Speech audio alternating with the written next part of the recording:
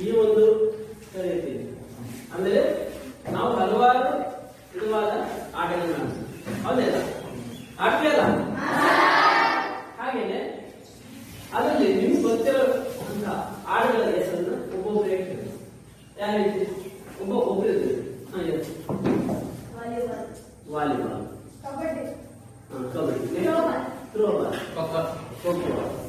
Ball badminton, cricket, running race, hockey, football,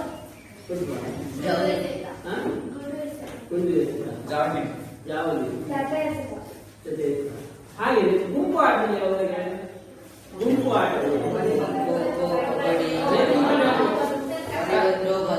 kabaddi ಇದೆ, ಖೋಖೋ ಇದೆ, throwball ಇದೆ, ವಾಲಿಬಾಲ್ ಇದೆ. ಹಾಗಾದ್ರೆ ಈ ಒಂದು ಬಾಲ್ ಯಾವುದು? ಥ್ರೋಬಾಲ್ ಹೇಳಿದ್ರಲ್ಲ, ಈ ಬಾಲ್ ಈ ಒಂದು ತರಗತಿಯಲ್ಲಿ ನಾವು ಈ ವಾಲಿಬಾಲ್ ಅಲ್ಲಿರುವಂತಹ ಸ್ಕಿಲ್ಗಳು ಅಂದ್ರೆ ನೈಪುಣ್ಯತೆಗಳು ಇದನ್ನ ಈ ಒಂದು ತರಗತಿಯಲ್ಲಿ ನಾವು ನೋಡೋಣ. ಹಾಗೆ ಈ ವಾಲಿಬಾಲ್ ಆಟವನ್ನ ಯಾರು ಕಂಡಿದ್ರು, ಎಲ್ಲಿ ಕಂಡಿದ್ರು, ಎಷ್ಟು ಯಾರು ಹೇಳ್ತೀವಿ? ನಾವು ಹಿಂದಿನ ತರಗತಿಯಲ್ಲಿ ನೋಡ್ತೀವಿ ವಾಲಿಬಾಲ್ ಅನ್ನ ಯಾರು ಕಂಡಿದ್ರು, ಎಲ್ಲಿ ಕಂಡಿದ್ರು, ಎಷ್ಟು ನೋಡಿ. ಈ ವಾಲಿಬಾಲ್ ಅನ್ನ ಅಮೆರಿಕ ದೇಶದ ವಿಲಿಯಮ್ಸ್ ಜಿ ಮಾರ್ಗನ್ ಎಂಬುವನು 1896 ಮೊಟ್ಟಮೊದಲಿಗೆ ಈ ಆಟವನ್ನು ಕಂಡಿದ್ದ. ಹಾಗೆ ಈ ಆಟದಲ್ಲಿ 6 ಜನ ಆಟಗಾರರು ಆಕ್ಟಿವ್ ಪ್ಲೇಯರ್ ಅಂತ ಕರಿತೀವಿ. ಹಾಗೆ ಬದಿಯ ಆಟಗಾರರು 6 ಜನ ಇರೋದನ್ನ ನಾವು ನೋಡ್ತೀವಿ. ಇದರಲ್ಲಿ ಸರ್ವಿಸ್ ನಲ್ಲಿ 2 ಜನ ಇದ್ದಾರೆ. ಒಂದು ಬ್ಯಾಟಿಂಗ್ ಸರ್ವಿಸ್, ಒಂದು ಅಂಡರ್ ಆರ್ಮ್ ಸರ್ವಿಸ್ ಅನ್ನ ನಾವು ಮಾಡ್ತೀವಿ. ಈ ಆಟದಲ್ಲಿ ಎಷ್ಟು ಜನ ಇರ್ತಾರೆ? ನಿಮಗೆಲ್ಲ ಗೊತ್ತಿದೆಯಲ್ಲ? ಹಾಗೆ ಈ ಒಂದು ಆಟವನ್ನ ವಾಲಿಬಾಲ್ ಆಟವು ಕ್ರೀಡಾ ಕ್ಷೇತ್ರದಲ್ಲಿ ಸರಳವಾದ ಮತ್ತು ಕ್ರಿಯಾಶೀಲವಾದ ಆಟವಾಗಿದೆ. ಅಂದ್ರೆ ಈ ಕ್ರೀಡೆ ಸರಳವಾದ ಅಂದ್ರೆ ಸರಳವಾಗಿದೆ ಮತ್ತು ಕ್ರಿಯಾಶೀಲವಾಗಿದೆ ಅಂದ್ರೆ ಅತಿ ಇಂಟ್ರೆಸ್ಟಿಂಗ್ ಆದಂತ ಈ ಆಟವನ್ನ ನಾವು ನೋಡಿದ್ವಿ. ಆಮೇಲೆ ಈ ಆಟಕ್ಕೆ ತನ್ನದೇ ಆದಂತಹ ಒಂದು ವಿಶೇಷ ಸ್ಥಾನಮಾನವನ್ನು ಸಹ ಹೊಂದಿದೆ. ಅಂದ್ರೆ ಇದಕ್ಕೆ ಆದಂತಹ ಒಂದು ವಿಶೇಷವಾದ ಸ್ಥಾನ ಅಂದ್ರೆ ಈಗ ಕ್ರಿಕೆಟ್, ಕಬಡ್ಡಿ ಏನ್ ಪ್ರಾಮುಖ್ಯತೆ ಕೊಟ್ಟಿದೆಯೋ ಅಂತದೇ ಈ ಒಂದು ವಾಲಿಬಾಲ್ ಸಹ ಒಂದು ಪ್ರಾಮುಖ್ಯತೆಯನ್ನ ಕೊಟ್ಟಿದೀವಿ ಅಂತ ನಾವು ನೋಡ್ತೀವಿ. ಈ ಆಟವು ವೈಶಿಷ್ಟ್ಯತೆಯನ್ನು ಸಹ ಹೊಂದಿದೆ. ಈಗಾಗಲೇ ನಾವು ವಾಲಿಬಾಲ್ಗೆ ಸಂಬಂಧಿಸಿದ ಹಲವಾರು ಅಂಶಗಳನ್ನು ನಾವು ಇಲ್ಲಿ ಕಲಿಸಿದ್ದೇವೆ. ವಾಲಿಬಾಲ್ ಬೇಕಾದಂತಹ ಇದರಲ್ಲಿ ಎಷ್ಟು ಜನ ಆಟಗಾರರಿರ್ತಾರೆ, ಅದಕ್ಕೆ ಬೇಕಾದಂತಹ ಸಲಕರಣೆಗಳು ಏನು ಅನ್ನೋದನ್ನ ಹಿಂದಿನ ತರಗತಿಯಲ್ಲಿ ನೋಡ್ತೀವಿ. ಆ ಇದಕ್ಕೆ ಇದರಲ್ಲಿ ಇರುವಂತಹ ಕೆಲವು ಸ್ಕಿಲ್ಗಳನ್ನ ಈ ಒಂದು ಅಧ್ಯಾಯದಲ್ಲಿ ನಾವು ನೋಡೋಣ ಅಂತ ಹೇಳಿ. ಹಾಗೆ ವಾಲಿಬಾಲ್ ಆಟದ ಕೆಲವು ತಂತ್ರಗಳು ವಾಲಿಬಾಲ್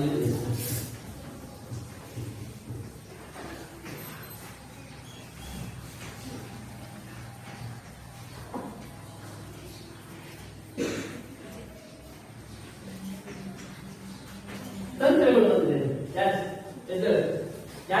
ತಂತ್ರಗಳು ಯಾರು ಹೇಳ್ತೀರಿ? ನಿಮ್ಗೆ ಬಂದಿತ್ತು ಹೇಳಿ ಏನಾಗಲ್ಲ. ವಾಲಿಬಾಲ್ ಕೆಲವು ತಂತ್ರಗಳು ಇಂಗ್ಲಿಷ್ ನಲ್ಲಿ ಹೇಳಿದ್ರು ರೂಲ್ಸ್ ಅಲ್ಲ, ತಂತ್ರಗಳು ಟೆಕ್ನಿಕ್ ಅಂತ ಏನ್ ಹೇಳ್ತೀವಲ್ಲ, ಯಾವ ಸಂದರ್ಭದಲ್ಲಿ ಏನನ್ನ ಹಾಕ್ತೀವಿ ಅಂತ ಸರ್ವಿಸ್ ಮಾಡೋದಾಗಿ ಅದನ್ನ ತಂತ್ರಗಳು ಅಂತ ನಾವೇನ ಕರೀತೀವಿ. ಹಾಗೆ ಸರ್ ಈ ಆಟದಲ್ಲಿ ಆಟದಲ್ಲಿ ತಂಡವು ಗೆಲುವನ್ನು ಸಾಧಿಸಲು ನಾವು ಯಾವುದೇ ಒಂದು ಆಟವನ್ನು ಆಡಬೇಕಾದ್ರೆ ನಾವು ಫಸ್ಟ್ ಏನ್ ಮಾಡ್ತೀವಿ? ಆಟ ಆಡೋಕೆ ನಾವು ಗೆಲ್ಲಬೇಕನ್ನೋ ಹುಮ್ಮಸ್ಸಿಂದನೇ ಹೋಗೋದು, ಹೌದಲ್ಲ?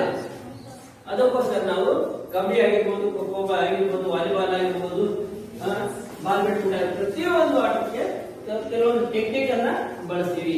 ಎಲ್ಲರೂ ಆಟವನ್ನು ಆಡಿದ್ರಲ್ಲ, ಅದಕ್ಕೆ ಆದಂತಹ ಸಂದರ್ಭಕ್ಕೆ ಅನುಸಾರವಾಗಿ ಆ ಸಿಚುವೇಶನ್ ತಕ್ಕಂತೆ ನಾವು ಕೆಲವು ಟೆಕ್ನಿಕ್ ಅನ್ನ ಬಳಸಬೇಕಾಗತ್ತೆ. ಗೊತ್ತಾಗ್ತದೆ ಅದನ್ನ ತಂತ್ರಗಳು ನಾವು ಕಲಿತೀವಿ. ಎದುರಾಳಿ ತಂಡದ ಮೇಲೆ ಹಿಡಿತ ಸಾಧಿಸಲು ಈ ಕೆಳಗಿನ ಸಾಮಾನ್ಯ ತಂತ್ರಗಳನ್ನು ಸಂದರ್ಭಾನುಸಾರ ನೋಡ್ತೀವಿ. ಎದುರಾಳಿ ತಂಡದಲ್ಲಿ ಆಟಗಾರರನ್ನ ನಾವು ನೋಡಿರ್ತೀವಿ. ಆಟಗಾರರು ಆಡ್ತಿರ್ತಾರೆ, ಆಟಗಾರರು ನೀವೇನ್ ಮಾಡ್ತೀರಿ, ಆಟ ಆಡ್ತಿದ್ರೆ ಅದರಲ್ಲಿ ನೋಡು ಯಾರು ಹೆಂಗ್ ಆಡ್ತಾರೆ.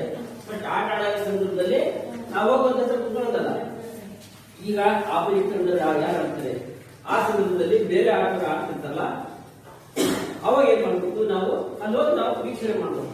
ವೀಕ್ಷಣೆ ಮಾಡಿ ಯಾವ ಆಟಗಾರ ಹೆಂಗ್ ಆಡ್ತಾನೆ, ಎಲ್ಲಿ ಹೆಂಗ್ ಆಡ್ತಾರೋ, ಯಾವ ಸಂದರ್ಭ ಬಂದಾಗ ಅವ್ನು ಹೆಂಗ್ ಆಡ್ತಾನೆ ಅದನ್ನ ನೋಡ್ಬೇಕು. ಅದರಲ್ಲಿ ಯಾರು ಬೇಕಿದ್ದಾರೆ ಅದನ್ನ ಅವನ ದುರ್ಬಲತೆ, ಯಾರಿಗೆ ಸರ್ವಿಸ್ ಮಾಡಿದ್ರೆ ಅವನು ಸರ್ವಿಸ್ ಅನ್ನ ರಿಸೀವ್ ಮಾಡಲು ಸಾಧ್ಯ ಇಲ್ಲ ಅಂತದನ್ನ ನಾವು ಟೆಕ್ನಿಕ್ ಮಾಡಬೇಕು. ಅದನ್ನ ತಂತ್ರಗಾರಿಕೆ ಅಂತ ನಾವು ಕರಿತೀವಿ. ಬಾಲ್ ಎಲ್ಲ ಹಾಕಿದ್ರೆ ಪ್ಲೇಸ್ಮೆಂಟ್ ಎಲ್ಲಿದೆ, ಖಾಲಿ ಜಾಗ ಎಲ್ಲಿದೆ, ಆಮೇಲೆ ಜೋರ ಹೊಡೆದ್ರೆ ಯಾರು ರಿಸೀವ್ ಮಾಡ್ತಾರೆ, ಯಾರು ಜೋರ ಹೊಡೆದ್ರೆ ಅದನ್ನ ಇದು ಮಾಡ್ತಾರೆ. ಪ್ರತಿಯೊಂದು ಟೆಕ್ನಿಕ್ ಅನ್ನು ನಾವಿಲ್ಲಿ ಬಳಸಬೇಕಾಗುತ್ತೆ. ಹಾಗೆಯೇ ಒಂದೇದು ಸರ್ವಿಸ್ ಮಾಡಬೇಕು.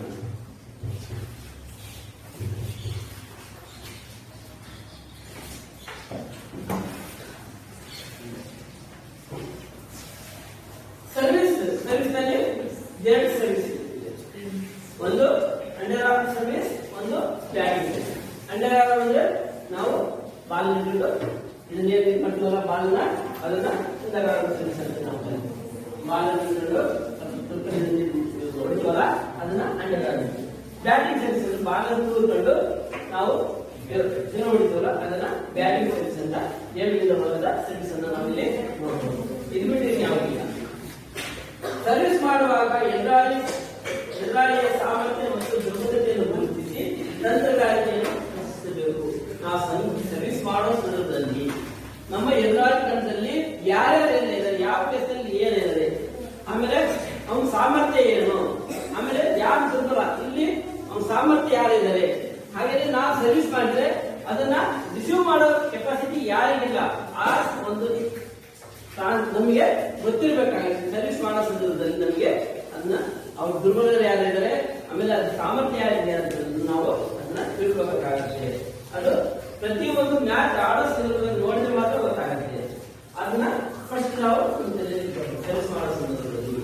ಆಮೇಲೆ ಸರ್ವಿಸ್ ಅನ್ನು ರಭಸವಾಗಿ ದುರ್ಬಲ ರಕ್ಷಣಾ ಸಾಮರ್ಥ್ಯ ಹೊಂದಿದ ಪ್ರಥಮ ಪಾಸ್ ಸರಿಯಾಗಿ ನೀಡಲು ಅಸಮರ್ಥನಾದ ಪಾಸ್ ಅನ್ನೋದಕ್ಕೆ ಬದಲಾವಣೆಯನ್ನು ಗುರುತಿಸಿ ನೆಟ್ಟಿನ ಮೇಲ್ಭಾಗಕ್ಕೆ ಸಾಗದಂತೆ ಎದುರಾಳಿ ಅಂಗದಲ್ಲಿ ಬೀಳುವಂತೆ ಮಾಡಬೇಕು.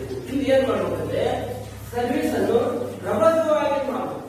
ಎದುರಾಳಿ ತಂಡದಲ್ಲಿ ಯಾರ ಸಾಮರ್ಥ್ಯ ಕಡಿಮೆ ಇದೆಯೋ, ಆಮೇಲೆ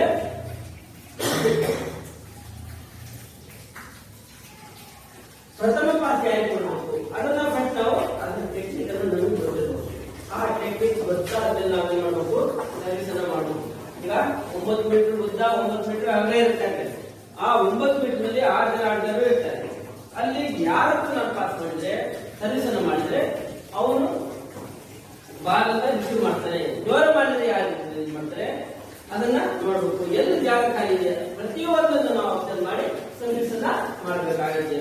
ಹಾಗೆ ಎದುರಾಳಿ ಆಟಗಾರರು ಇಲ್ಲದ ಖಾಲಿ ಸ್ಥಳವನ್ನು ಸಹ ನಾವು ಗುರುತಿಸಿ ನಾವು ಸರ್ವಿಸ್ ಅನ್ನ ಮಾಡಬೇಕಾಗುತ್ತೆ.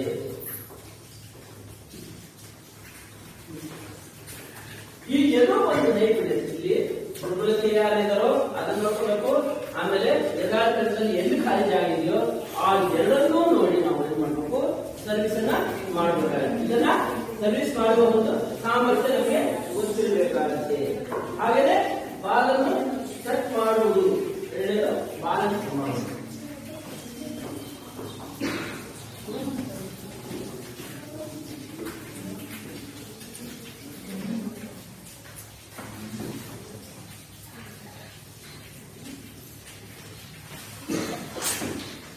ಏನಿದು ಬಾಲ್ ಸೆಟ್ ಮಾಡುವುದು? ಯಾರು ಹೇಳ್ತೀವಿ? ಬಾಲ್ ಸೆಟ್ ಮಾಡೋದು ಏನಂದ್ರೆ ಯಾರು ಹೇಳ್ತೀರಿ? ಬಾಲ್ ಸೆಟ್ ಮಾಡೋದು ಹೇಳಿ, ಗೊತ್ತಿಲ್ಲ? ಪಾಸ್ ಇತ್ತು ಅಂದ್ರೆ ಪೂರ್ವದಲ್ಲಿ ಪಾಸ್ ಅಂದ್ರೆ 3 ಜನ ಬಾಲ್ ಪಾಸ್ ಮಾಡ್ತೀವಿ. ಪಾಸ್ ಮಾಡಿದ್ರೆ ಲಂಡನ್ ಪಕ್ಕದಲ್ಲಿ ಏನ್ ಮಾಡ್ತಾರೆ ಬಾಲ್ ನಾವು ಏನ್ ಮಾಡ್ತೀವಿ ಅವ್ರು ಶಾರ್ಟ್ ಹೊಡಿತಲ್ಲ ಆ ಸಂದರ್ಭದಲ್ಲಿ ಬಾಲ್ ಎಷ್ಟಕ್ಕೆ ನಾವು ಎತ್ಕೊಳ್ಬೇಕು. ಬಾಲ್ ಎಷ್ಟಕ್ಕೆ ಎತ್ಕೊಟ್ರೆ ಅವನು ರಭಸವಾಗಿ ಎದುರಾಳಿಸೋದಕ್ಕೆ ಶಾರ್ಟ್ ಹೊಡಿತಲ್ಲ ಅದನ್ನ ಬಾಲ್ ಸೆಟ್ ಮಾಡಬೇಕು. ಅವ್ನು ಹೊಡೆಯೋ ಸಂದರ್ಭದಲ್ಲಿ ಯಾವ ರೀತಿ ನಾವು ಬಾಲ್ ಕೊಟ್ಟರೆ ಅವನು ತಕ್ಕಂತೆ ಅವನು ಎದುರಾಳಿಸಲಿಕ್ಕೆ ಹೊಡಿತನ್ನ ಸಾಮರ್ಥ್ಯವನ್ನು ನಾವು ಹೊಂದಿರಬೇಕಾಗುತ್ತೆ. ಅವನ ಸ್ಥಿತಿ ಸಾಮರ್ಥ್ಯ ಎದುರಾಳಿಗಳಿಂದ ಬ್ಲಾಕ್ಗಳು ಯಾವ ಸ್ಥಿತಿಯಲ್ಲಿ ಇದ್ದಾರೆ ಆಮೇಲೆ ಅವನ್ನೆಲ್ಲ ಗುರುತಿಸಿ ಇಲ್ಲೇ ಮುಂದೆ ಮೀಡಿಯಂ ಇಲ್ಲಿ ಪಾಠ ಹೊಡಿಯೋಕೆ ಹೋಗ್ತೀವಿ. ಆ ಸಂದರ್ಭದಲ್ಲಿ ಬ್ಲಾಕ್ ಮಾಡ್ತಾರೆ. ಆ ಸಂದರ್ಭದಲ್ಲಿ ಏನ್ ಮಾಡ್ತೀವಿ ಯಾವ ಇಲ್ಲಿ ಜಾಗ ಇದೆ ಜೋರ ಹೊಡಿಯೋಕೆ ಹೋಗಿ ಹಾಗೆ ನಿಧಾನಕ್ಕೆ ಕೈ ತರಬೇಕಾಗತ್ತೆ ಒಂದ್ಸರಿ. ಇಲ್ಲಾಂದ್ರೆ ಪಾಠ ಹೊಡಿಬೇಕು. ಅದನ್ನ ಬ್ಲಾಕ್ ಸಾಮರ್ಥ್ಯವನ್ನು ನೋಡ್ಕೊಂಡು ನಾವು ಅದನ್ನ ಆಡ್ಬೇಕಾಗಿರುತ್ತೆ. ಆಮೇಲೆ ಇಲ್ಲಿ ಮೀಡಿಯಂ ಮತ್ತೆ ಎತ್ತರವಾಗಿ ಮೀಡಿಯಂ ಬಾಲ್ ಕೊಡ್ಬೇಕಾಗತ್ತೆ. ಆಮೇಲೆ ಶಾರ್ಟ್ ಆಗಿ ಕೊಡ್ಬೇಕಾಗತ್ತೆ. ಆಮೇಲೆ ಬಾಲ್ ಪಾಸ್ ಆಗಿ ಬಿಡಬೇಕಾಗತ್ತೆ. ಅಂತ ಒಂದು ಇದನ್ನ ಮಾಡ್ಬೇಕಾಗತ್ತೆ. ಹಾಗೆ ಸಂದರ್ಭಾನುಸಾರ ಪಾಸಿನ ಗತಿಗಳಲ್ಲಿ ಹೆಚ್ಚು ಕಡಿಮೆ ಮಾಡ್ಬೇಕಾಗತ್ತೆ. ಪಾಸ್ ಮಾಡುವ ಸಂದರ್ಭದಲ್ಲಿ ಅವನ ಸ್ಥಿತಿಗತಿಗಳನ್ನ ನೋಡ್ಬೇಕಾಗತ್ತೆ. ಅದನ್ನ ನೋಡ್ಕೊಂಡು ನಾವು ಬಾಲನ್ನ ಕೊಡ್ಬೇಕಾಗತ್ತೆ. ಎದುರಾಳಿ ಅಂಗದಲ್ಲಿ ಖಾಲಿ ಇರುವ ಯಾವ ಸ್ಥಳದಲ್ಲಿ ಖಾಲಿ ಇದೆಯೋ ಅಂತ ಒಂದು ಖಾಲಿಯನ್ನು ಹಿಡಿಯುತ್ತೆ ನಾವು ನೋಡ್ಕೊಂಡು ಚೆಂಡನ್ನ ಆ ಸ್ಥಳಕ್ಕೆ ನಾವು ಕಳಿಸಬೇಕಾಗತ್ತೆ. ಆಮೇಲೆ ಲಿಫ್ಟರ್ ಅಂತ ಆಗ್ತದೆ. ಎತ್ತುಗಾರ ಅಂತ ಕನ್ನಡದಲ್ಲಿ ಅದನ್ನ ಲಿಫ್ಟರ್ ಅಂತಾನೆ. ಆ ಲಿಫ್ಟರ್ ಮುಂದಿನ ವಲಯದಲ್ಲಿ ಆಟಗಾರ ಎಲ್ಲಿದ್ದಾನೆ ಅದನ್ನ ಫಸ್ಟ್ ಗುರುತಿಸಬೇಕಾಗತ್ತೆ. ಹಾಗೆಯೇ ಪ್ರಥಮ ಪಾಸಿನ ಮೇಲ್ಭಾಗಕ್ಕೆ ಬಂದಂತ ಬ್ಲಾಕ್ ನ ಜಿಗಿಯುವ ಮೇಲ್ಭಾಗದಲ್ಲಿ ಎಡ ಅಥವಾ ಬಲಗೈಯನ್ನು ಬಳಸಿ ರಭಸವಾಗಿ ವಿರುದ್ಧದಲ್ಲಿ ಹೊಡೆದು ಅಂಕ ಗಳಿಸಬೇಕಾಗುತ್ತೆ. ಅವನು ರಭಸವಾಗಿ ಬಾಲನ್ನು ಹೊಡೆದು ಅವನ ಬಾಲ್ ನಿಧಾನಕ್ಕೆ ನಾವು ಅಂಕವನ್ನ ಪಡಿಬೇಕಾಗುತ್ತೆ. ಈಗ ಬ್ಲಾಕರ್ ಮಾಡ್ತಾನೆ. ಆ ಬ್ಲಾಕರ್ ಬರೋ ಸಡನ್ ಹೊಡಿಬೇಕಂತ ನಾವೇನ್ ಮಾಡ್ತೀವಿ ಬಾಲನ್ನು ನಮ್ಗೆ ಎಷ್ಟಕ್ಕೆ ಬೇಕು ನಟ್ಟಿ ನೋಡ್ಕೊಂಡು ನಾವು ಬಾಲಿರ್ತಾನೆ ಬಾಲ್ ಎತ್ಕೊಂಡು ಅವನಿಗೆ ಏನ್ ಮಾಡ್ಬೇಕು ಅವ್ನು ತಕ್ಕಂತೆ ಬಾಲ್ ಕೊಟ್ಟ ಏನ್ ಮಾಡ್ತಾರೆ ರಭಸವಾಗಿ ಎದುರಾಳಿ ಎಲ್ಲಿ ಖಾಲಿ ಇದೆ ಆ ಜಾಗವನ್ನು ನೋಡಿ ಅವನು ರಭಸವಾಗಿ ಹೊಂದಿದೆ. ಅಂತ ಒಂದು ಸಂದರ್ಭದಲ್ಲಿ ಏನಾಗುತ್ತೆ ನಮಗೆ ಪಾಯಿಂಟ್ ಸಿಗಕ್ಕೆ ಅನುಕೂಲ ಆಗುತ್ತೆ ಅಂತ ನಾವು ನೋಡ್ತೀವಿ. ಮುಂದಿನ ವಲಯದಲ್ಲಿ ಆಟಗಾರ ಅಂಕ ಗಳಿಸಲು ವಿಫಲನಾದರೆ ಹಿಂದಿನ ವಲಯದಲ್ಲಿ ಉತ್ತಮ ಆಟಗಾರನಿಗೆ ಪಾಸ್ ನೀಡುವುದು. ಮುಂದಿನ ಆಟದಲ್ಲಿ 3 ಆಟಗಾರ ಇರ್ತೀವಿ. ಆ 3 ದಿನದಲ್ಲಿ ಅವನು ಪಾಸ್ ಏನ್ ಮಾಡ್ತಾನೆ ಅಂತ ಸಂದರ್ಭದಲ್ಲಿ ಅವನು ಜೋರ ಹೊಡೆಯಕ್ಕೆ ಅವನು ವಿಫಲ ಅವನ ಕೈಯಲ್ಲಿ ಸಾಮರ್ಥ್ಯ ಇಲ್ಲ ಅಂತ ನಾವೇನ್ ಮಾಡಬೇಕು. ಅಂತ ಸಂದರ್ಭದಲ್ಲಿ ನಾವು ಹಿಂಗಡೆ ಕೂಡಲೇ ಇದ್ದೀವಲ್ಲ ಅಂತವ್ರಿಗೆ ಯಾರು ಇದ್ರೆ ಅಂತ ನಾವು ಪಾಸ್ ಕೊಟ್ಟು ಬಾಲನ್ನ ರಕ್ಷ ಕೊಡಲಿಕ್ಕೆ ನಾವು ಬಾಲ್ಯತೆ ಕೊಡ್ಬೇಕಾಗುತ್ತೆ. ಅವಾಗ ಏನಾಗುತ್ತೆ ನಮ್ಗೆ ಬಾಲನ್ನ ಪಾಯಿಂಟ್ ನಮಗೆ ತಗೊಳಕ್ಕೆ ಅನುಕೂಲ ಆಗುತ್ತೆ. ಹಾಗೆ ಅಟ್ಯಾಕ್ ಹಿಟ್ ಅಥವಾ ಸ್ಮ್ಯಾಶ್. ಅಟ್ಯಾಕ್ ಹಿಟ್ ಅಂದ್ರೆ ಗೊತ್ತಲ್ಲ ಅಟ್ಯಾಕ್ ಮಾಡೋದು. ಬಾಲ್ ಬಂದ ತಕ್ಷಣ ನಾವೇನ್ ಮಾಡ್ತೀವಿ ಅದನ್ನ ಅಟ್ಯಾಕ್ ಮಾಡೋದು. ಅದನ್ನ ಸ್ಮ್ಯಾಶ್ ಆಗ್ತದೆ.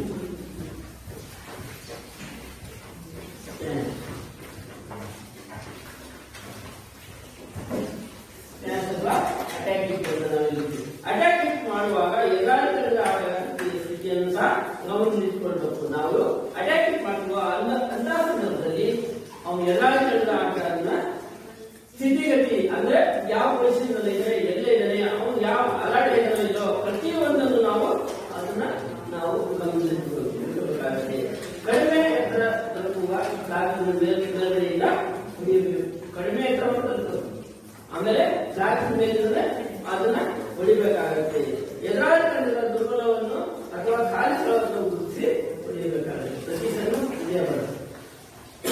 ಎದುರಾಳಿ ತಂಡದಲ್ಲಿ ಇರುವಂತಹ ಆಟಗಾರನ ಅದರಲ್ಲಿ ಯಾರು ದುರ್ಬಲ ಇದ್ದಾರೆ ಯಾರು ಇದರಲ್ಲಿ ಸಾಮರ್ಥ್ಯ ಚೆನ್ನಾಗಿದೆ ಅಂತವನ್ನು ನೋಡಿಕೊಂಡು ನಾವು ಆ ಸಂದರ್ಭದಲ್ಲಿ ಮತ್ತೆ ಎಲ್ಲಿ ಖಾಲಿ ಇದೆ ಅನ್ನೋದನ್ನು ನೋಡಿ ನಾವು ಬಾಲನ್ನ ಹೊಡಿಬೇಕಾಗುತ್ತೆ. ನಾವು ಚೆನ್ನಾಗಿ ಆಡಿದ್ರೆ ನಾವು ಬಾಲನ್ನ ಕಳಿಸ್ತೀವ ಕಳಿಸಲ್ಲ. ಯಾಕೆ ಕಳಿಸಲ್ಲ? ಅವನು ಬಾಲನ್ನ ರಿಸೀವ್ ಮಾಡ್ತಾನೆ. ಬಾಲು ನಮ್ಮ ಕೋಟಿ ಕೂಡ ಹಿಂದಕ್ಕೆ ತಿರುಗಿಸ್ತಾನೆ ಅಂತ ಏನ್ ಮಾಡ್ತೀವಿ ಅವನನ್ನ ಬಿಟ್ಟು ನಾವು ನಾವೇನ್ ಮಾಡ್ತೀವಿ ಆಪೋಸಿಟ್ ಉದಾಹರಣೆಗೆ ಒಬ್ರು ಕ್ಯಾಚರ್ ಇರ್ತಾರೆ. ಕ್ಯಾಚರ್ ಅಂತ ನಾವು ರೈಟ್ ಏನ್ ಮಾಡ್ತಾರೆ ಕ್ಯಾಚರ್ ಮುಗಿತು ಅವ್ರಿಗೆ ನಾವು ಆಡಿಸ್ಕೊಳ್ಳೋಣ. ಯಾಕಂದ್ರೆ ಆಪೋಸಿಟ್ ಇಂದ ಒಬ್ಬನು ಸ್ವಲ್ಪ ದುರ್ಬಲ ಇರ್ತಾನೆ ಅಂತ ಆಟ ಆಡ್ಸಕ್ ಹೋಗ್ತೀವಿ. ಯಾಕೆ ಗೊತ್ತಾ, ನಮ್ಗೆ ಗೊತ್ತಿರಂತ ಅವನು ನಾನು ಅವನ ಹತ್ರ ಹೋದ್ರೆ ನಾನು ಆರಾಮ ಸಿಗ್ತೀನಿ ಅಂತೇಳಿ. ಅದಕ್ಕೋಸ್ಕರ ಅವನೇ ಮಾಡ್ತಾನೆ, ತನ್ನ ಸಾಮರ್ಥ್ಯವನ್ನ ಬದಲಾವಣೆ ಮಾಡ್ತಾನೆ, ಟೆಕ್ನಿಕ್ ಅನ್ನ ಬದಲಾವಣೆ ಮಾಡ್ತಾನೆ. ಹಾಗೆಯೇ ಈ ಆಟದಲ್ಲಿ ನಾವು ಯಾವ ಆಟದಲ್ಲಿ ನಾವು ಕಲಿಸಿದ್ರೆ ಯಾರು ದುರ್ಬಲ ಎಲ್ಲೆಲ್ಲಿ ಬರ್ತಾನೆ ಅಂತ ನೋಡ್ಬೇಕಾಗತ್ತೆ. ನಾವು ಆ ರೊಟೇಷನ್ ಸಿಸ್ಟಮ್ ಏನ್ ಮಾಡ್ತೀವಿ, ಅವ್ನು ಎಲ್ಲಿ ಬರ್ತಾನೆ, ಒಬ್ಬರು ದುರ್ಬಲ ಇರ್ತಾರೆ, ಒಬ್ಬರಿಬ್ರು ಅಲ್ಲದೆ ನಾವು ಬಾಲನ್ನ ಕಳಿಸ್ಲಿಕ್ಕೆ ಅನುಕೂಲ ಮಾಡಬೇಕಾಗತ್ತೆ.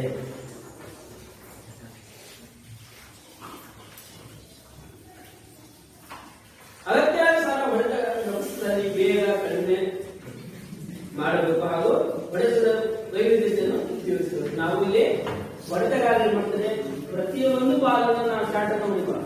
ಅವನ ಅಗತ್ಯ ಸಂದರ್ಭಕ್ಕೆ ತಕ್ಕಂತೆ ಅವನು ವೇಗವಾಗಿರ್ಬೋದು, ಅದನ್ನ ಹೆಚ್ಚು ಮಾಡಬೇಕಾಗತ್ತೆ, ಕಡಿಮೆನೂ ಮಾಡಬೇಕಾಗತ್ತೆ. ಸಂದರ್ಭಕ್ಕೆ ತಕ್ಕಂತೆ ಬಾಲನ್ನು ನಿಧಾನಕ್ಕೆ ತೆಗೆದು ತಳ್ಳಬೇಕಾಗತ್ತೆ.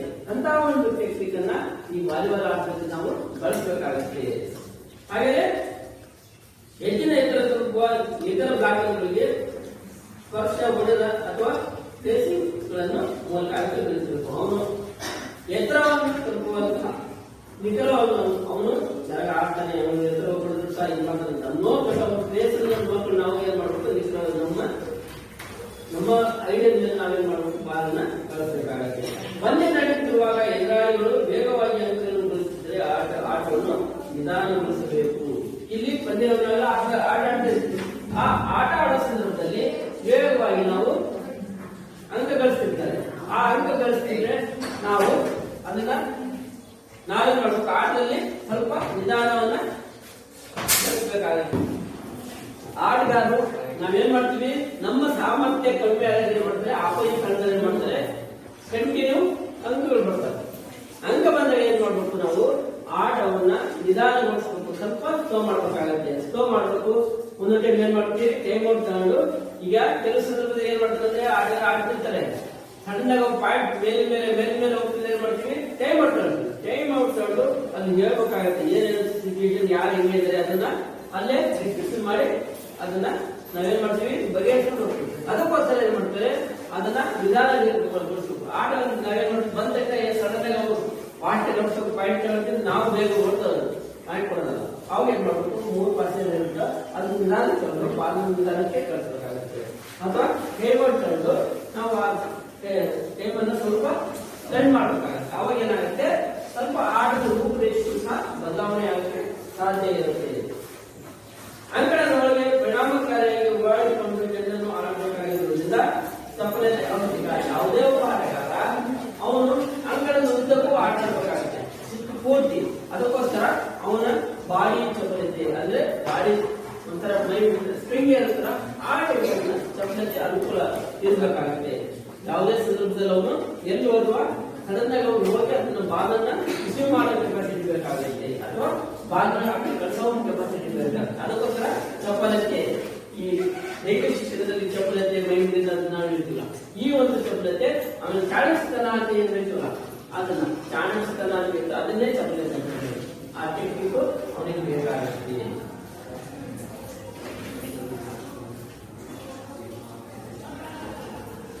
ಹಾಗೆ ವಾಲಿಬಾಲ್ ಆಟದಲ್ಲಿ ಇರಬೇಕಾದ ಅವಶ್ಯಕತೆ, ಈ ಒಂದು ವಾಲಿಬಾಲ್ ನಲ್ಲಿ ಆಟಗಾರರಿಗೆ ಯಾವ ಗುಣಗಳು ಬೇಕು?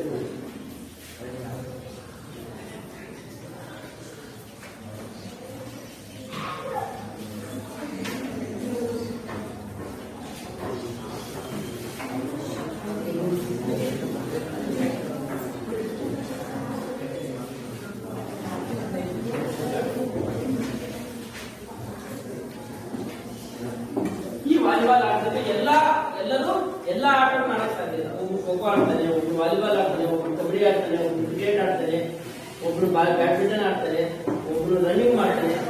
ಅದಕ್ಕೆ ಈ ವಾಲಿಬಾಲ್ ಅಲ್ಲಿ ರಾಷ್ಟ್ರಮಟ್ಟ ಮತ್ತು ಅಂತಾರಾಷ್ಟ್ರೀಯ ಮಟ್ಟದಲ್ಲಿ ಮಿನಿಮಮ್ 6 ಹೈಟ್ ಇರಬೇಕು. ಈ ವಾಲಿಬಾಲ್ ನಲ್ಲಿ ನಾವು ಏನಾಗಬೇಕಂದ್ರೆ, ಈ ವಾಲಿಬಾಲ್ ಆಟ ಆಡಕ್ಕೆ ಹೋದ್ರೆ ಮಿನಿಮಮ್ ಅದರಲ್ಲಿ 6 ಅಡಿ ಹೈಟ್ ಬೇಕಾಗುತ್ತೆ ನೋಡ್ತೇವೆ. ಇಲ್ಲಿ ಎತ್ತರವಾದ ನಿಲುವು ಹೊಂದಿರುವ ಜಾಳಿಗೆಯ ಮೇಲಿನಿಂದ ನಿರ್ಮಿಸುವ ಸ್ಮ್ಯಾಶ್ ಹಾಗೂ ಬ್ಲಾಕ್ ನಂತಹ ನೈಪುಣ್ಯತೆಯನ್ನು ಸುಲಭವಾಗಿ ನಿಲ್ಲಿಸಬಹುದು. ಈ ಎತ್ತರವಾದ ನಿಲುವು ಅಂದ್ರೆ ಉದ್ದಕ್ಕಿರುವಂತಹ ಸುಮಾರು 6 ಅಡಿ ಎತ್ತರವಿರುವಂತಹ ಅವನು ಬ್ಲಾಕರ್ ಇರ್ತಾನೆ, ಬ್ಲಾಕರ್ಗೆ ಅವನು ನಿಭಾಯಿಸುವ ಒಂದು ಸಾಮರ್ಥ್ಯವನ್ನು ಸಹ ಹೊಂದಿರಬೇಕು. ಅಂತಹ ಒಂದು ಆಟಗಾರನ ನಾವು ಅಂತಹ ವ್ಯಕ್ತಿಗಳನ್ನು ನಾವೇನ್ ಮಾಡ್ತೀವಿ, ಅದೇ ಆಯ್ಕೆ ಮಾಡ್ತೀವಿ ಅಂತ ನಾವು ನೋಡ್ತೀವಿ. ಅಂಕಣದೊಳಗೆ ಪರಿಣಾಮಕಾರಿಯಾಗಿ ಓಡಾಡಿಕೊಂಡು ಚೆಂಡನ್ನು ಆಡಬೇಕಾಗಿರೋದ್ರಿಂದ ಚಪ್ಪಲತೆ ಅವಶ್ಯಕ. ಇಲ್ಲಿ ಅಂಕಣದ ಒಳಗಡೆ ಈ ಒಂದು ಫೀಲ್ಡ್ ಅಲ್ಲಿ ಅವನು ಪರಿಣಾಮಕಾರಿ ಅಂದ್ರೆ ಇಕ್ಕದ ಆಗದೆ ಓಡಾಡೋ ಒಂದು ಗುಣಗಳು ಇರ್ಬೇಕಾಗತ್ತೆ. ಅದಕ್ಕೋಸ್ಕರ ಅವನ ಚಪ್ಪಲತೆ ಹೆಚ್ಚಿರ್ಬೇಕಾಗತ್ತೆ. ಅಂತಹ ಒಂದು ವ್ಯಕ್ತಿಯನ್ನು ನಾವು ಈ ವಾಲಿಬಾಲ್ ಆಟದಲ್ಲಿ ನಾವು ಏನ ಆಯ್ಕೆ ಮಾಡಬೇಕಾಗತ್ತೆ. ಅವನಿಗೆ ಎತ್ತರವಾದ ನಿಲುವಂದಿರಬೇಕು. ಆಮೇಲೆ ಫೀಲ್ಡ್ ಅಲ್ಲಿ ಎಲ್ಲಾ ಕಡೆ ಓಡಾಡಿಕೊಂಡು ಬಾಲನ್ನ ರಿಸೀವ್ ಮಾಡೋದು, ಕಳಿಸುವಂತಹ ಒಂದು ಚಪ್ಪಲತೆ ಗುಣವನ್ನು ಸಹ ಹೊಂದಿರಬೇಕಾಗುತ್ತೆ. ಅಂತಹ ವ್ಯಕ್ತಿಗಳನ್ನು ನಾವು ಏನ್ ಮಾಡಬೇಕಾಗತ್ತೆ, ಅಂತಹ ವ್ಯಕ್ತಿಗಳನ್ನು ನಾವು ಆಯ್ಕೆ ಮಾಡಬೇಕಾಗತ್ತೆ. ಎದುರಾಳಿಗಳಿಂದ ಹೆಚ್ಚು ಸ್ಫೋಟಕ ಶಕ್ತಿಯನ್ನು ಹೊಂದಿದ್ದಲ್ಲಿ ಜಿಗಿದು ನೈಪುಣ್ಯತೆಗಳನ್ನು ನಿರ್ಮಿಸುವಲ್ಲಿ ಸಹಕಾರಿಯಾಗಿರುತ್ತಾನೆ. ಎದುರಾಳಿಯಲ್ಲಿ ಹೆಚ್ಚು ಸ್ಫೋಟಕ ಶಕ್ತಿ ಅಂದ್ರೆ ಅವನು ಜಂಪ್ ಮಾಡುವ ಸಾಮರ್ಥ್ಯವನ್ನು ಸಹ ಹೊಂದಿರಬೇಕಾಗುತ್ತೆ. ಅಂತಹ ಒಂದು ವ್ಯಕ್ತಿಯನ್ನು ನಾವೇನ್ ಮಾಡಬೇಕಾಗುತ್ತೆ, ಈ ಒಂದು ವಾಲಿಬಾಲ್ ಆಟಕ್ಕೆ ತಂಡದಲ್ಲಿ ಆಯ್ಕೆ ಮಾಡಕ್ಕೆ ಅನುಕೂಲ ಆಗುತ್ತೆ. ಅಂಕಣದಲ್ಲಿ ಆಡುವಾಗ ಕೈಗಳು ಹಾಗೂ ಕಾಲುಗಳು ಚಾಚು ಚೆಂಡನ್ನು ಆಡುವ ಸಂದರ್ಭಗಳ ಎದುರಾಳಿಗಳಿಗೆ ಮೈಮಿಂತ ಅವಶ್ಯಕ. ಇಲ್ಲಿ ಅಂಕಣದಲ್ಲಿ ಕೈ ಆಗಿರ್ಬೋದು, ನಮ್ಮ ಇಡೀ ಹಾಕಿ ಕೈಯನ್ನು ನಾವು ಚಾಚಿಕೊಂಡು ಬಾಲನ್ನ ರಿಸೀವ್ ಮಾಡ್ತೀವಿ ಅಥವಾ ಕಳಿಸುವ ಒಂದು ಸಾಮರ್ಥ್ಯವನ್ನು ಸಹ ಇಲ್ಲಿ ಹೊಂದಿರಬೇಕಾಗುತ್ತೆ ಎಂದು ನಾವಿಲ್ಲಿ ನೋಡ್ತೀವಿ. ತ್ವರಿತಗತಿಯಲ್ಲಿ ಸಾಗುವ ಚೆಂಡು ಸರಿಯಾದ ಸಮಯಕ್ಕೆ ತಲುಪಿ ನೈಪುಣ್ಯತೆಗಳನ್ನು ಸೇರಿಸಬೇಕಾಗಿದ್ದರಿಂದ ಬೇಗ ನಿರ್ಣಯವಾಗುತ್ತದೆ. ಪ್ರತಿಕ್ರಿಯೆಯಾಗಿ ಚೆನ್ನಾಗಿದ್ದಲ್ಲಿ ಆಟಗಾರನ ನೈಪುಣ್ಯತೆಗಳನ್ನು ನಿರ್ವಹಿಸುವುದು. ಈ ಒಂದು ಸಾಮರ್ಥ್ಯವನ್ನ ಹೊಂದುವುದು ಅವಶ್ಯಕ. ಹಾಗೆಯೇ ವಾಲಿಬಾಲ್ ಪಂದ್ಯಾವಳಿಯಲ್ಲಿ ಬಹುಮಾನ ಮತ್ತು ಪ್ರಶಸ್ತಿಗಳು. ಈ ವಾಲಿಬಾಲ್ ನಲ್ಲಿ ಇರುವಂತಹ ಒಂದು ಬಹುಮಾನ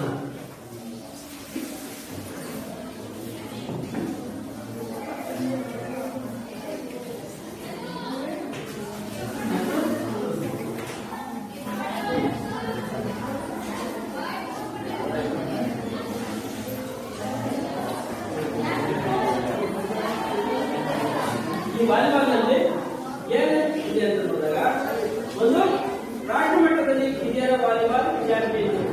ಇಲ್ಲಿ ಈ ವಾಲಿಬಾಲ್ ಆಡ್ತೀವಿ, ನಾವೇನು ಕಾಮನ್ ಆಡ್ತೀವಿ.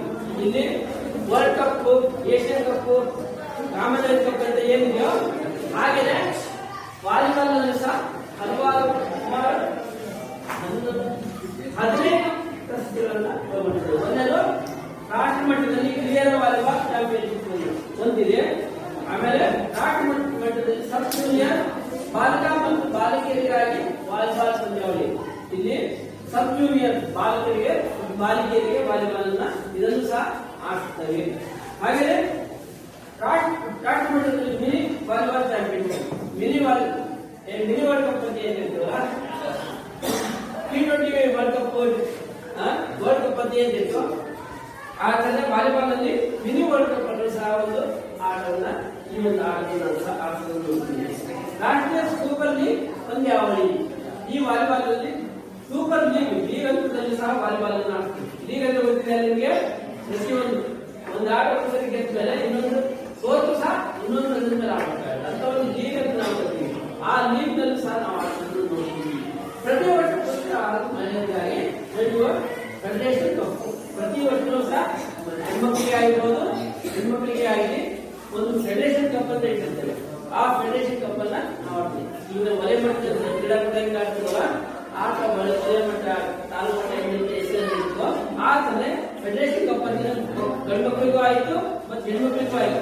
ಅಂತಹ ಒಂದು ಕಪ್ಪನ್ನ ಆಟವನ್ನು ನಾವು ಆಡೋದನ್ನ ನೋಡ್ತೀವಿ. ಹಾಗೆ ಪ್ರತಿ ವರ್ಷ ಪುರುಷ ಹಾಗೂ ಮಹಿಳೆಯರಿಗೆ ನಡೆಯುವ ರಾಷ್ಟ್ರೀಯ ಸೂಪರ್ ಲೀಗ್ ಪಂದ್ಯಾವಳಿ. ಸೂಪರ್ ಲೀಗ್ ಪಂದ್ಯಾವಳಿ ಸಹ ಇದಾಗ್ತೀವಿ. ಹಾಗೆ 2 ವರ್ಷಕ್ಕೊಮ್ಮೆ ಜೂನಿಯರ್ ಬಾಲಕ ಮತ್ತು ಬಾಲಿಕೆಯಲ್ಲಿ ನಡೆಯುವ ಏಷ್ಯನ್ ಮಟ್ಟದ ಜೂನಿಯರ್ ವಾಲಿಬಾಲ್. ಏಷ್ಯನ್ ಮಟ್ಟದ ವಾಲಿಬಾಲ್ ಇರುತ್ತದೆ.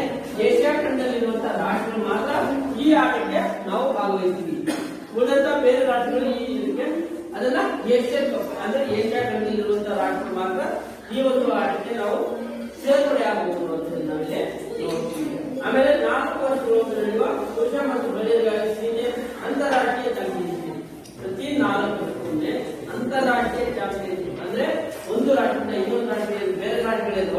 ಅಂತ ಒಂದು ಚಾಂಪಿಯನ್ಶಿಪ್ ಯಾವ ರಾಷ್ಟ್ರವಾದರೂ ಭಾಗವಹಿಸುತ್ತೆ. ಇದನ್ನ ಅಂತಾರಾಷ್ಟ್ರೀಯ ಚಾಂಪಿಯನ್ಶಿಪ್ ಅಂತ ನಾವು ಸಹ ಕರೀತೀವಿ. ಹಾಗೆ 2 ವರ್ಷಗಳ ಮೇಲೆ 19 ವರ್ಷ ವಯೋಮಿತಿನ ಪುರುಷ ಮತ್ತು ಮಹಿಳೆಯರಿಗೆ ಅಂತಾರಾಷ್ಟ್ರೀಯ ಯೂತ್ ಚಾಂಪಿಯನ್ಶಿಪ್, ಯೂತ್ ಅಂದ್ರೆ 19 ವರ್ಷದ ವಯೋಮಿತಿನ ಮಕ್ಕಳಿಗೆ ಮಾತ್ರ ಪ್ರತಿ 2 ವರ್ಷಕ್ಕೊಮ್ಮೆ ಯೂತ್ ಚಾಂಪಿಯನ್ಶಿಪ್ ಅಂತ ಹೇಳಿ ಒಂದು ಕಪ್ಪಿನ ಹೆಸರು, ಅದನ್ನು ಸಹ 2 ವರ್ಷಕ್ಕೊಂದ್ಸಲಿ ಈ ಆಟವನ್ನು ಆಟವನ್ನು ನೋಡ್ತೀವಿ. ಹಾಗೆ 4 ವರ್ಷ ನಡೆಯುವ ಪುರುಷ ಮತ್ತು ಮಹಿಳೆಯರಿಗಾಗಿ ವಾಲಿಬಾಲ್ ವಿಶ್ವಕಪ್ ಪಂದ್ಯ, ಈ ಮಿನಿ ವರ್ಲ್ಡ್ ಕಪ್ ಅಂತ ಏನಿರುತ್ತೋ ಅದೇ ತರ ವಾಲಿಬಾಲ್ ಸಹ ಎಲ್ಲರೂ ಪ್ರಪಂಚದಲ್ಲಿರುವಂತಹ ಎಲ್ಲಾ ರಾಷ್ಟ್ರಗಳು ಯಾವ್ದಾರೇ ಆಗಿರ್ಬೋದು ಭಾಗವಹಿಸಬಹುದು. ಈ ಮಿನಿ ವರ್ಲ್ಡ್ ಕಪ್ಗೆ 4 ವರ್ಷಗೊಮ್ಮೆ ಸಹ ವಾಲಿಬಾಲ್ ವರ್ಲ್ಡ್ ಕಪ್ ಅಂತ ಸಾಗಿದ್ದು ಈ ಒಂದು ವರ್ಲ್ಡ್ ಕಪ್ ಅನ್ನ ಆಟದನ್ನ ನಾವು ನೋಡ್ತೀವಿ. ಹಾಗೆ ಪುರುಷರಿಗಾಗಿ ಅಂತಾರಾಷ್ಟ್ರೀಯ ಹಾಗೂ ಮಹಿಳೆಯರಿಗಾಗಿ ಅಂತಾರಾಷ್ಟ್ರೀಯ ಗ್ರಾಂಡ್ ಪ್ರಿ ಪಂದ್ಯಾವಳಿ. ಪುರುಷರಿಗೆ ಅಂತಲೇ ಲೀಗ್ ಪಂದ್ಯಾವಳಿ. ಲೀಗ್ ಪಂದ್ಯಾವಳಿ ಅಂತ ಆಟನೇ ಹೇಳಿ ಒಂದ್ಸರಿ ಸೋತರೆ ಇನ್ನೊಂದ್ಸರಿ ಸೋತು ಸಹ ಮುಂದಿನ ಹಂತದಲ್ಲಿ ಎಷ್ಟು ತಂಡಗಳಿದ್ದೋ ಅದನ್ನು ಗುಂಪು ಮಾಡಿರ್ತಾರೆ. ಆ ಗುಂಪಿನಲ್ಲಿ ಎಲ್ಲಾ ತಂಡಗಳ ಮೇಲೂ ಸಹ ನಾವು ಆಡಬಹುದು. ಹಾಗೆ ಶ್ರೀಮಂತ ಆದಿತ್ಯ ಗೋಲ್ಡ್ ಕಪ್ ಅಂತಾರಾಷ್ಟ್ರೀಯ ಆಮಂತ್ರಿತ ತಂಡಗಳ ಪಂದ್ಯಾವಳಿ ಅಂತ ಸಹ ಇದೊಂದು ಆಡ್ತೀವಿ. ಹಾಗೆ ರಶೀದ್ ಅಂತಾರಾಷ್ಟ್ರೀಯ ಆಮಂತ್ರಿತ ತಂಡದ ವಾಲಿಬಾಲ್ ಪಂದ್ಯಾವಳಿಯನ್ನು ಸಹ ಆಡ್ತೀವಿ. ಕೊನೆಗೆ ವಾಲಿಬಾಲ್ ನಲ್ಲಿ ಅತ್ಯುತ್ತಮ ಆಟಗಾರರಿಗೆ ಅರ್ಜುನ್ ಪ್ರಶಸ್ತಿ, ಏಕದಿನ ಪ್ರಶಸ್ತಿ ಹಾಗೂ ಉತ್ತಮ ನೋಡಾಟ ಪ್ರಶಸ್ತಿ. ಇಲ್ಲಿ ವಾಲಿಬಾಲ್ ನಲ್ಲಿ ಅತ್ಯಂತ ಚೆನ್ನಾಗಿ ಆಡುವಂತ ಮಕ್ಕಳಿಗೆ ಅರ್ಜುನ್ ಪ್ರಶಸ್ತಿಯನ್ನು ಕೊಡ್ತೀವಿ. ಹಾಗೆಯೇ ಏಕದಿನ ಪ್ರಶಸ್ತಿಯನ್ನು ಕೊಡ್ತೀವಿ. ಆದರೆ ತರಬೇತಿದಾರರಿಗೆ ದ್ರೋಣಾಚಾರ್ಯ ಪ್ರಶಸ್ತಿಯನ್ನು ಕೊಟ್ಟು ನಾವು ಇದು ಮಾಡ್ತೀವಿ. ಇದು ವಾಲಿಬಾಲ್ ನ ಇರುವಂತಹ ಒಂದು ಸಾಮಾನ್ಯ ನಿಯಮಗಳು ಮತ್ತು ಅದಕ್ಕೆ ಬೇಕಾದಂತಹ ಒಂದು ಸರ್ವಿಸ್ ಅನ್ನ ನಾವು ಇದರಲ್ಲಿ ನಿಮಗೆ ಏನಾದ್ರೆ ಅರ್ಥ ಆಗಿಲ್ಲ ಅಂದ್ರೆ ಕೇಳಬಹುದು. ವಾಲಿಬಾಲ್ ನಲ್ಲಿ ಎಂದರೆ ಎದ್ದು ಕೇಳಿ. ವಾಲಿಬಾಲ್ ನಲ್ಲಿ ನಿಮ್ಗೆ ಗೊತ್ತಾಗಿಲ್ಲ ಅಂದ್ರೆ ಎಲ್ಲರೂ ಕೇಳಬಹುದು. ಎಲ್ಲ ಹೋಗ್ತಿದೆಯಾ? ವಾಲಿಬಾಲ್ ನಲ್ಲಿ ಲೀವ್ರ್ ಅಂತ ಇದೀರಾ? ಲೀವ್ರ್ ಅಂತ ನೋಡ್ತಿದ್ದೀರಾ? ವಾಲಿಬಾಲ್ ನಲ್ಲಿ ಆಟ ಇರ್ತಾರೆ, ಅದ್ರಲ್ಲಿ ಒಬ್ಬರು ಲೀವ್ರ್ ಅಂತ ಇರ್ತಾರೆ.